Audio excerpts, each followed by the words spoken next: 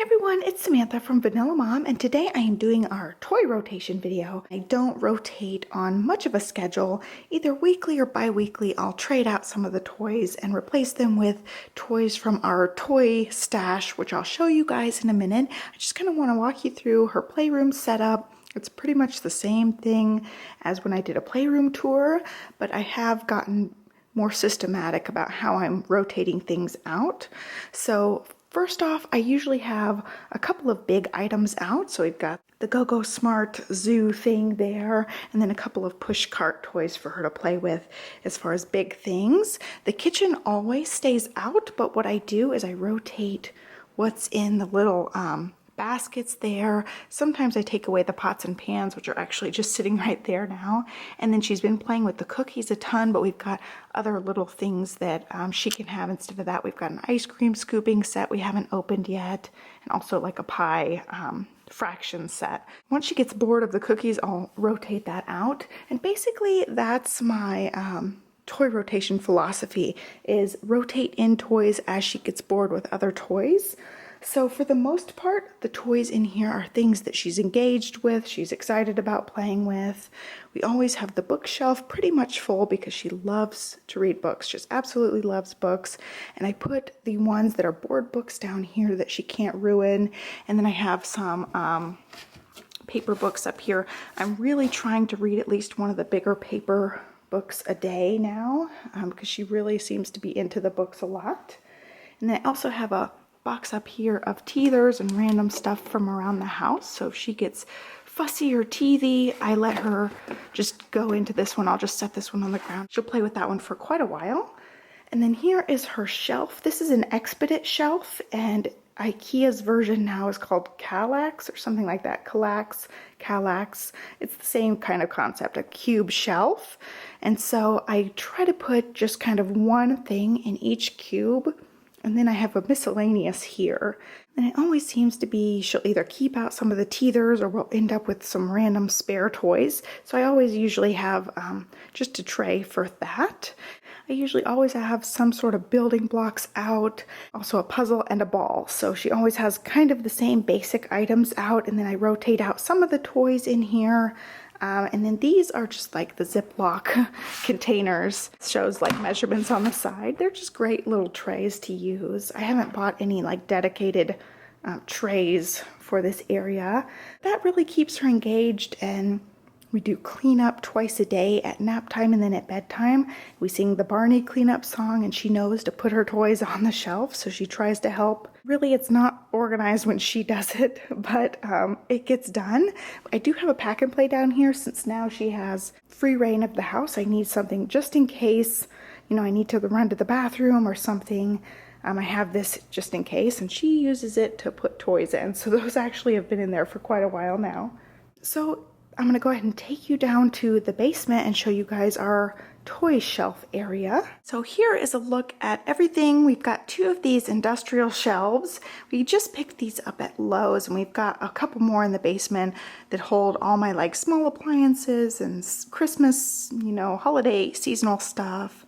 And I ended up buying two of these thinking we would fill one of them with toys because I just had like a blanket down on the cement floor and a bunch of toys just stacked up on this blanket, toys stacked around the blanket.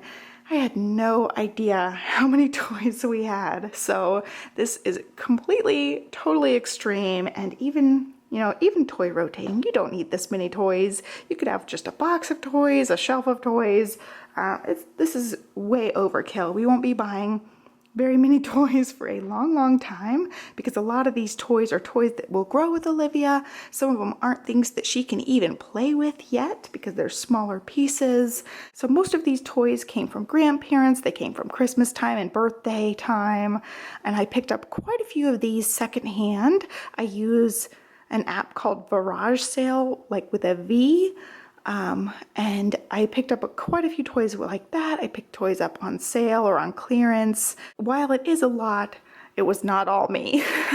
So I'll first start with the bigger things. We've got the Jumperoo that we're going to be giving to my cousin who just had a baby. And one of the boxes is as she outgrows them, I stick them in the green box and I'm going to sell them off.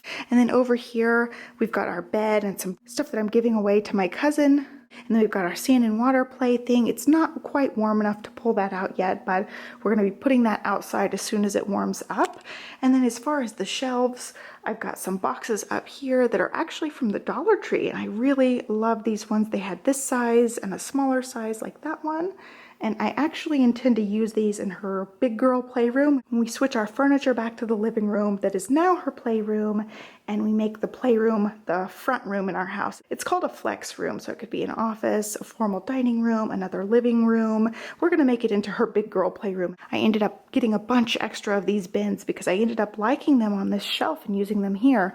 So I do rotate out toys, pick out the toys she's bored of at least weekly or every other week, but I don't have it, set on a schedule or anything. It's just when she starts getting bored with things, when she doesn't engage with her toys nearly as much, I come down here and pick out some toys and put her other toys away. A lot of these toys you've probably seen in various toy hauls, Christmas haul, baby hauls. They've been in lots of videos. So I'm just going to kind of walk you through the things that are in the bins because I did kind of organize these a little bit.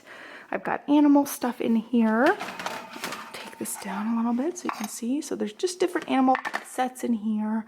She's got some like squirty animals, some wooden animals, various things in there. Then we've got some of the food things. I rotate these out with the cookies. So she's got the little oven with all of its accessories and the pies that go in there. The ice cream scoop set is still in a box.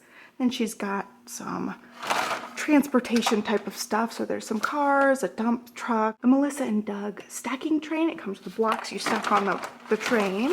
This is more stacking toys. So we've got her stacker, her little circle stacker, some stacking cups. These actually came with her sand and water thing. She uses them like stacking cups. And I've got My Little Pony stuff. I got all of these secondhand.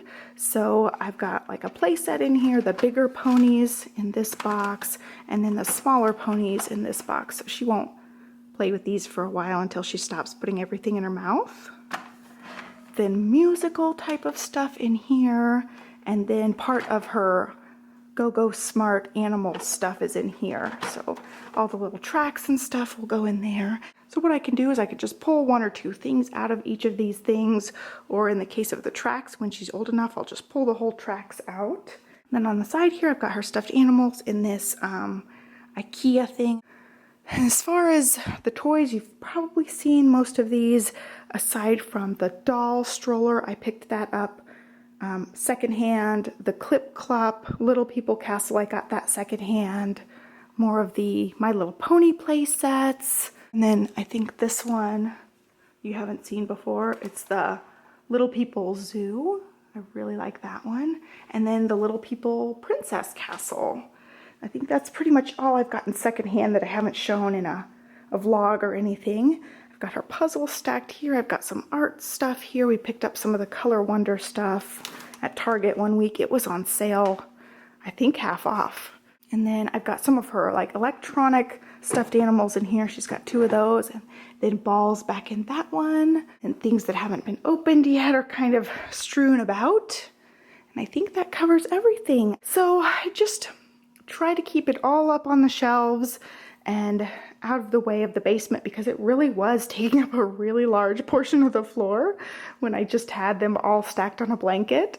And now I can see what we've got. It's all pretty much organized up there, and I pull out a couple of the bigger things and rotate them out. She had the Princess Castle out for like the past month. She loved that one. And then, when she gets sick of something, if she never longer plays with anything, I'll just sell it off, and hopefully we'll get down to one shelf of toys coming up. Two is a little bit crazy. But I just wanted to walk you guys through and talk about the toy rotation, show you guys my little organization system. It's nothing fancy, nothing profound, but I just wanted to share with you guys because I had been talking about toy rotation a lot. And since a lot of you guys are new mamas like me, I thought you guys might like to see what our toy rotation consisted of. I never intend to have like a playroom full of toys with her. She's not going to have all these toys out at once. I have been a nanny at people's houses that they just have toys just covering their house, and their kids are the most bored, neediest kids. They need you to constantly entertain them. They won't just go play with their toys. And I've found that toy rotation has really worked for Olivia and worked for us. She will go in her playroom. She knows right where her toys are. She will play with them. And my husband described it best. He said something about loving toy rotation this last weekend when he was helping me rotate out the toys. He said, it's like Christmas every week. And it really is. It's the same toys mostly that she's been playing with. There's a new toy here and there, but as soon as you pull out a toy that she hasn't seen in a week, she's excited about it again. And I figure at some point she will help me pick out the toys that she wants, or she'll just tell me, I want, the Princess Castle out again, and she can help in the process of picking which toys come out. I hope you guys enjoyed this video. Please give me a thumbs up if you like toy rotation. And if you do toy rotation, I would love to hear your tips and tricks and your schedule, how you do it, because I'm always up for tweaking it a little bit to see if it works a little better for us. But I think right now we've got a really good thing going. It really seems to keep her engaged. And my philosophy with playing and toys is playing is how children learn, and that's their work. That's their job, is to play with things, learn things by playing. And so that's part of the reason we've gone overboard with toys, is I want her to have lots of different things to engage her mind. But yeah, that's it. Hope you guys enjoyed it. Thank you so much for watching, and I'll catch you guys next time. Bye.